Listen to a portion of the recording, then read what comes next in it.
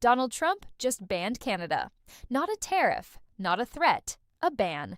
A sitting American president opened Truth Social at 9:03 in the morning and posted 47 words declaring a complete suspension of all non-essential trade and travel between the United States and its single largest trading partner.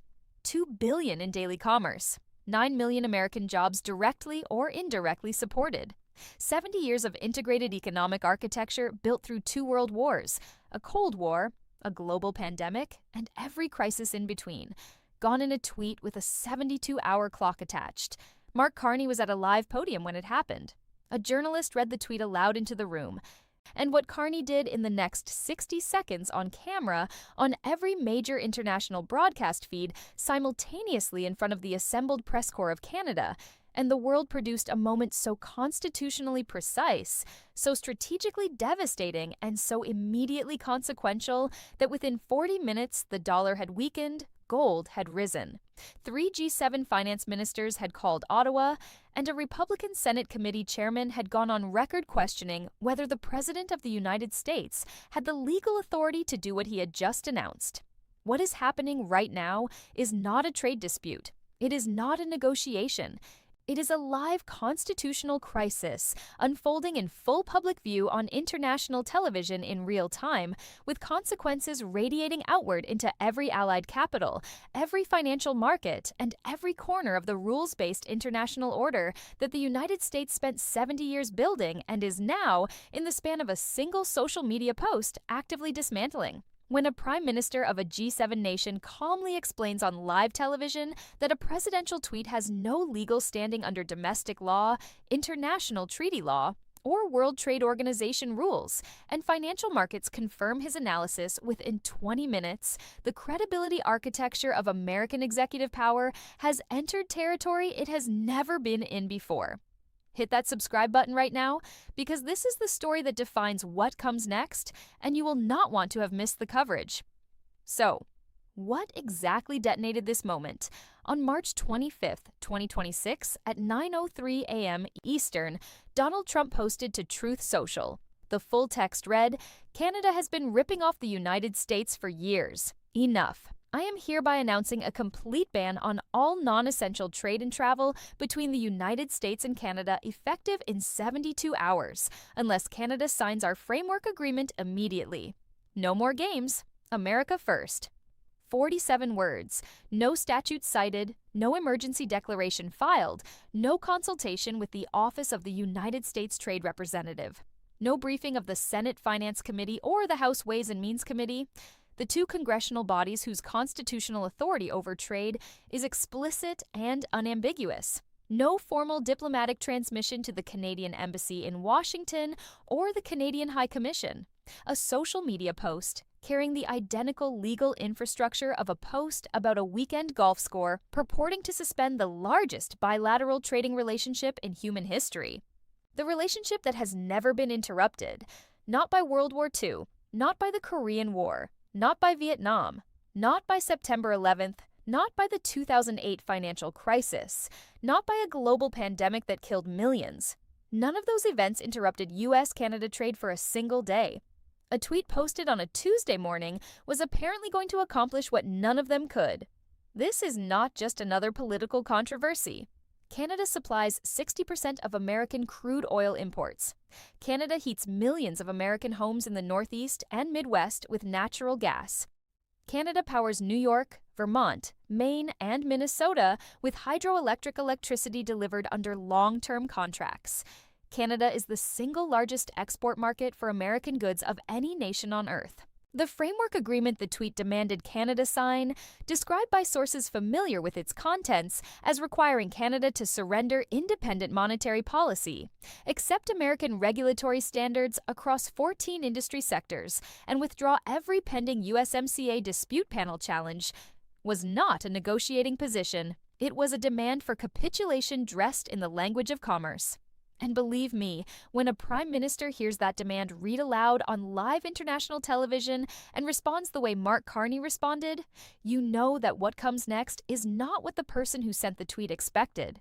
Here's the full picture of what had been building to this moment. The trajectory from tariff escalation to trade ban had been accelerating for weeks, driven by Canada's sovereign energy declaration, the rejected wheat demand, the auto tariff confrontation, the surprise agricultural technology partnership announcement, and a series of USMCA dispute panel filings that had collectively constructed a legal record of American treaty violations so comprehensive that Ottawa's Trade Council described it internally as the most documented case of executive branch treaty breach in the agreement's history. But the approximate trigger came on March 22nd, when Canada's USMCA auto tariff challenge was accepted for expedited review by the Dispute Panel Secretariat, a procedural development the White House counsel's office apparently had not anticipated. The United States was now formally a respondent in an international legal proceeding operating on its own independent timeline, on its own rules, entirely outside the reach of executive action or social media declaration. According to reporting from The Washington Post and The Financial Times, the panel acceptance landed in the White House counsel's office on the morning of March 22nd and produced an internal reaction that sources described as incandescent. 3 days later, the tweet went out. Multiple sources familiar with the internal sequence described the ban announcement not as a calculated strategic escalation, but as a reactive impulse, the response of an administration that had run through its toolkit without producing compliance and reached for the largest available blunt instrument in the belief that the sheer scale of the threat would substitute for the coherence of a legal strategy. They were wrong. And what happened when that belief collided with Mark Carney standing at a live podium is the entire story. Smash that like button right now, because what I'm about to walk you through is going to reframe everything you think you understand about where this confrontation actually stands. And here's where it really gets serious. At 9:03 a.m. on March 25th, the tweet posted, Mark Carney was midway through a live press conference on Canadian housing policy at the National Press Theatre in Ottawa. CBC, CTV, Global News, BBC World, CNN International, and Reuters were all carrying the feed live. Laura Stone of the Globe and Mail received an alert on her phone, raised her hand, and read the tweet aloud into the room. The room went completely silent. Every camera was already live. There was no recess. There was no aide stepping forward to whisper in Carney's ear. There was no break in the broadcast. There was just a prime minister standing at a podium on live international television who had 4 seconds to decide how to respond to being told in a tweet that his country had been banned. He did not look down at notes. He did not ask to see a copy of the post. He took one visible breath, and he spoke. "I've seen it," Carney said, his voice carrying the specific quality of calm that central bank governors develop over years of managing financial crises in public, the tone that communicates to markets and to counterparties simultaneously that the situation is understood, that the response is considered, and that panic is not a parameter being entertained. "Let me respond directly." Every camera in the room tightened on his face. "A tweet is not a law," Carney said. "A social media post does not constitute a legal instrument under American domestic law, under international treaty law, or under the rules of the World Trade Organization. Canada will not be responding to a tweet. Canada will be responding to whatever formal legal instrument the United States chooses to transmit through proper diplomatic channels, if one exists. If none exists, there is nothing to respond to." A second journalist raised her hand immediately. "Prime Minister, are you saying Canada is simply ignoring the President of the United States?" Carney turned toward her without hesitation. "I am saying," he replied, "that Canada applies the same standard to American communications that we apply to all sovereign communications. If it is a formal instrument with legal standing, we respond formally. If it is a social media post with no legal standing, we note it and continue governing.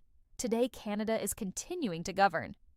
To drop a comment right now, if that answer did what I think it did to every person watching that feed, I read every single one. What happened in the 40 minutes following that exchange was, by the assessment of every financial analyst and diplomatic observer tracking the broadcast, genuinely without modern precedent in the context of allied government relations. The dollar weakened 1.3% against a basket of major currencies within 20 minutes of the clip being distributed on financial news terminals. Gold rose. Treasury yields moved. The reaction was not to Canada's words in isolation. It was to the specific simultaneous combination of a presidential communication that bond markets recognized as legally incoherent and a prime ministerial response that bond markets recognized as legally grounded. When those two signals arrive on the same story from the same live feed, professional traders do not wait for editorial analysis. They price the gap. Three G7 finance ministers, Germany's, France's, and Japan's, called Ottawa within 40 minutes.